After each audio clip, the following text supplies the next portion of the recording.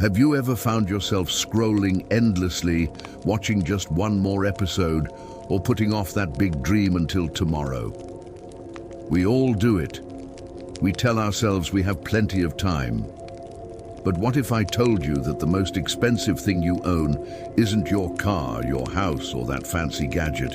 The most expensive thing you own is your time, and you're spending it second by second, whether you realize it or not. Think about it this way. Imagine you were given 86 Sun $400 every single morning. The only rule is you have to spend it all by the end of the day. Whatever you don't use disappears at midnight. You'd probably make a plan, right? You'd be careful about every single dollar, making sure it went towards something valuable, something that mattered to you. You wouldn't just let it slip through your fingers. Well, every day you are given 86,400 seconds. And just like that money, once they're gone forever. You can't save them for tomorrow. You can't get them back. The question is, how are you spending them? Are you investing them in your growth, your happiness, your relationships, or are you letting them be stolen by distraction and procrastination? This isn't about shaming ourselves for relaxing. Rest is crucial. It's a vital investment in your future energy. The real issue is unintentional time. It's the hours that vanish without you even noticing, leaving you with nothing but a vague sense of regret. It's the time spent worrying about things you can't control or consuming content that doesn't enrich you. That's the real cost of wasted time. It's not just lost minutes, it's lost opportunities. The opportunity to learn that skill, to start that business, to write that book, to have that deep conversation with a loved one. Let's do a little bit of uncomfortable math. The average person lives about 79 years. That's around 28,835 days. If you're 30, you've already used up over 10,150 of those days. You have about 17,885 left. Sounds like a lot, right? But now, let's subtract the time we spend sleeping. On average, that's about a third of our lives. So take away another 5,961 days. Now we're down to about 11,924 days of conscious awake time.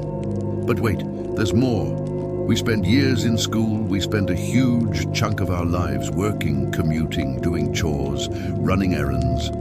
When you start subtracting all these necessary activities, the amount of truly free time you have to pursue your passions, to build your dreams, to simply live on your own terms, shrinks dramatically. Suddenly, forever doesn't seem so long, does it? This isn't meant to scare you, it's meant to awaken you. It's a call to action to become the CEO of your own time.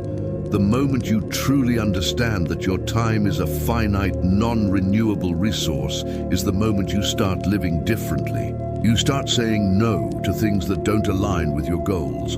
You start saying yes to the things that light you up, even if they're scary. So, how do we stop wasting time and start investing it? It starts with awareness. For the next week, try a simple exercise. At the end of each day, take just 5 minutes to reflect. Ask yourself, where did my time go today? What did I do that moved me closer to my goals? What did I do that took me further away? You don't need a fancy app. A simple notebook will do. This act of tracking brings the unconscious into the conscious. You'll be amazed at what you discover.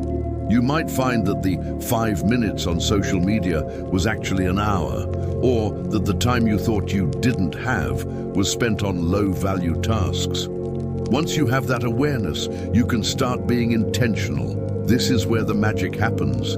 Instead of drifting through your day, you start designing it. One of the most powerful tools for this is time blocking. At the beginning of your day or the night before, schedule blocks of time for your most important tasks. And I mean actually put it in your calendar. 9 a.m. to 10 a.m., work on business proposal. 6 p.m. to 6:30 p.m., read a chapter of my book. 7 p.m. to 8 p.m., uninterrupted family time. By giving your time a job, you're creating an appointment with your own priorities. This does two things. First, it protects your time from distractions. When a notification pops up, you can tell yourself, nope, not right now. I have a scheduled appointment with my goals. Second, it eliminates decision fatigue. You no longer waste precious mental energy in the moment deciding what to do next. The plan is already there. You just have to execute. Another powerful concept is to understand the difference between being busy and being productive. Our society glorifies the hustle, being busy all the time. But are you busy doing the right things? The Pareto principle, or the 80-20 rule, suggests that 80% of your results come from just 20% of your efforts. Identify that critical 20%. What are the few key activities that will give you the most significant return on your time investment? Maybe it's making sales calls, writing code, or practicing a specific skill. Make sure that 20% gets your best energy, your prime time. The other 80% of tasks, the busy work, can be delegated, automated, or done when your energy is lower.